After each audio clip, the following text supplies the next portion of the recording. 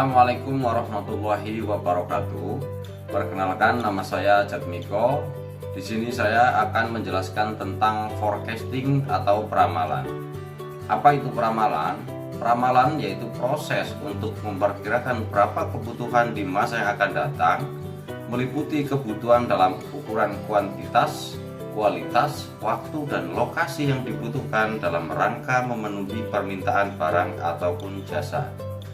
Tentu saja, peramalan penting bagi setiap organisasi bisnis dan untuk setiap pengambilan keputusan manajemen yang sangat signifikan.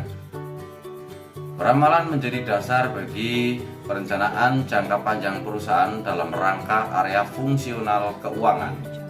Peramalan memberikan dasar dalam menentukan anggaran dan pengendalian biaya. Langkah yang harus diperhatikan dalam membuat suatu ramalan. Yang pertama, kita harus menentukan tujuan dari peramalan tersebut. Kemudian yang kedua, memilih item independen demand yang akan diramalkan. Kemudian yang ketiga, menentukan horizon waktu dari peramalan. Maksudnya jangka pendek, jangka menengah, atau jangka panjang. Kemudian yang keempat, yaitu memilih metode peramalan. Yang kelima, perlu memperoleh data yang dibutuhkan untuk melakukan suatu peramalan. Kemudian selanjutnya adalah validasi metode peramalan. Kemudian membuat peramalan. Kemudian implementasi hasil-hasil peramalan. Dan yang terakhir adalah verifikasi peramalan. Terima kasih.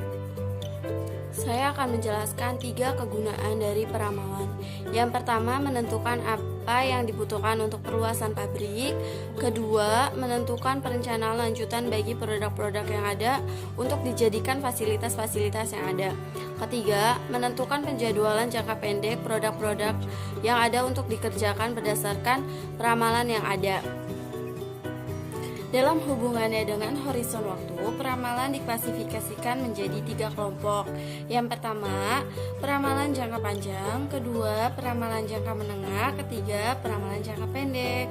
Tuti Sundari dari kelompok 2 akan menjelaskan mengenai metode-metode peramalan. Metode peramalan terbagi menjadi 2. Yang pertama adalah metode peramalan bersifat subjektif atau kualitatif. Peramalan ini lebih menekankan kepada keputusan-keputusan hasil diskusi, pendapat pribadi seseorang, dan intuisi yang meskipun kelihatannya kurang ilmiah tetapi dapat memberikan hasil yang baik. Beberapa model peramalan digolongkan sebagai model subjektif, yaitu ada dugaan manajemen, di mana peramalan semata-mata berdasarkan pertimbangan manajemen, umumnya oleh manajemen senior. Yang kedua adalah riset pasar atau market research, merupakan metode peramalan berdasarkan hasil survei pasar yang dilakukan tenaga-tenaga pemasar produk atau yang mewakilinya. Yang ketiga adalah metode DLP, yang merupakan secara sistematis untuk mendapatkan keputusan bersama dari satu grup yang terdiri dari para ahli dan berasal dari beberapa disiplin ilmu yang berbeda.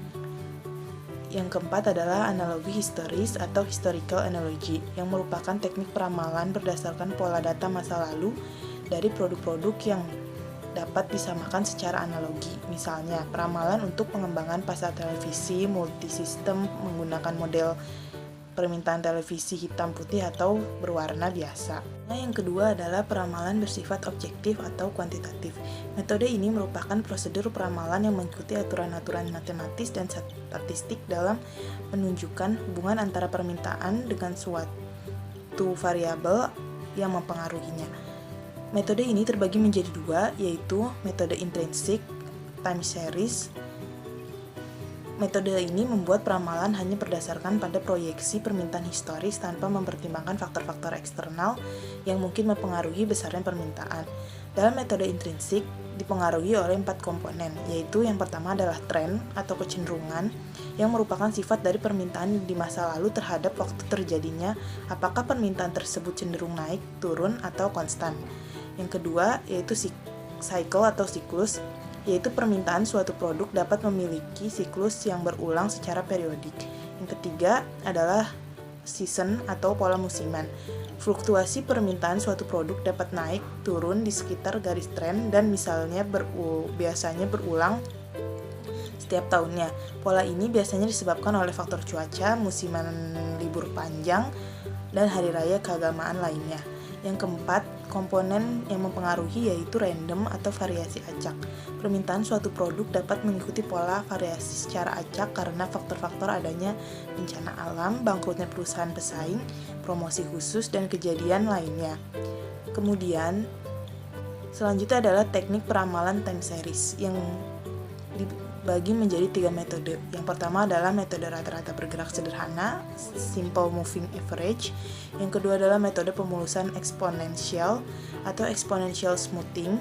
Yang ketiga adalah metode pemulusan eksponensial dengan unsur tren. Assalamualaikum warahmatullahi wabarakatuh. Perkenalkan, saya Yuli Yuliantini, salah satu anggota dari kelompok 2. Dalam kesempatan kali ini saya akan membahas mengenai teknik peramalan metode kausal. Dalam teknik peramalan metode kausal terdiri dari 2 metode. Pertama, metode regresi linear. Yang kedua, metode akurasi hasil peramalan. Pertama, metode regresi linear. Pada metode ini, di mana suatu model perlu dispesifikasi sebelum dilakukan pengumpulan data dan analisa. Formula untuk metode regresi adalah sebagai berikut. Y atau perkiraan permintaan sama dengan A yang merupakan nilai tetap Y bila X sama dengan 0. Kemudian ditambahkan dengan B yang merupakan derajat kemiringan persamaan garis regresi dikalikan dengan X yang merupakan variabel bebas yang mempengaruhi Y. Kedua, akurasi hasil peramalan. Yang kedua, akurasi hasil peramalan. Ukuran akurasi hasil peramalan merupakan ukuran tentang tingkat perbedaan antara hasil peramalan dengan permintaan yang terjadi. Dalam metode ini, rumus yang digunakan ada 6. Pertama, yaitu rata-rata deviasi mutlak atau mean absolute deviation atau disingkat menjadi MAD. MAD merupakan rata-rata kesalahan mutlak selama periode tertentu tanpa memperhatikan apakah hasil peramalan lebih besar atau lebih kecil dibandingkan kenyataannya. Secara matematis dirumuskan sebagai berikut. MAD sama dengan sigma daripada A dikurangi F dibagi dengan N, di mana A merupakan permintaan aktual pada periode yang ditanyakan, kemudian F merupakan peramalan permintaan pada periode yang ditanyakan, dan Y merupakan jumlah periode peramalan yang terlibat. Yang kedua, rata-rata kuadrat kesalahan atau mean square error, kemudian disingkat menjadi MSE. MSE dihitung dengan menjumlahkan kuadrat semua kesalahan peramalan pada setiap periode dan membaginya dengan jumlah periode peramalan.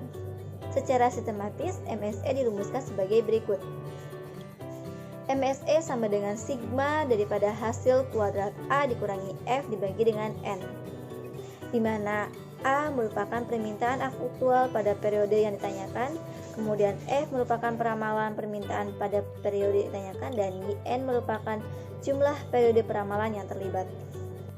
Yang ketiga, rata-rata kesalahan peramalan atau mean forecast error, kemudian disingkat menjadi MFE.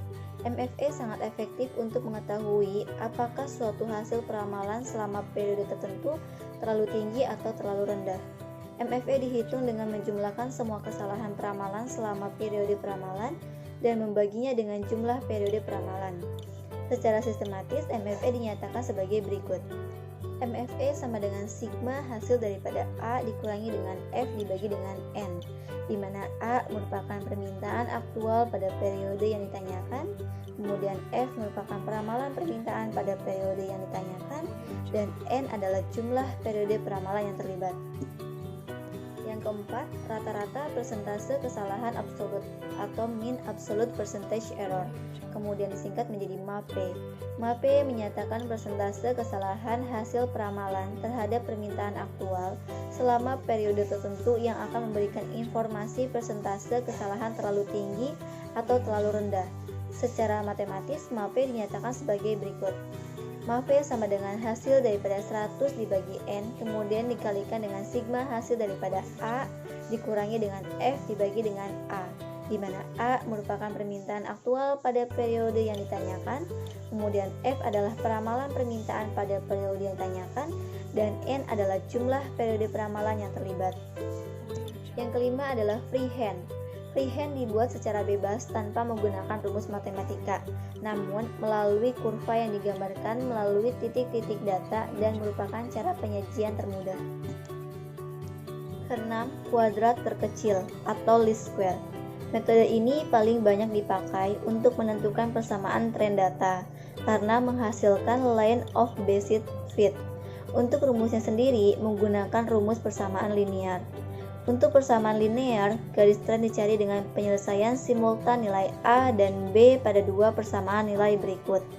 Sigma Y sama dengan N dikali A ditambah B dikalikan dengan sigma X.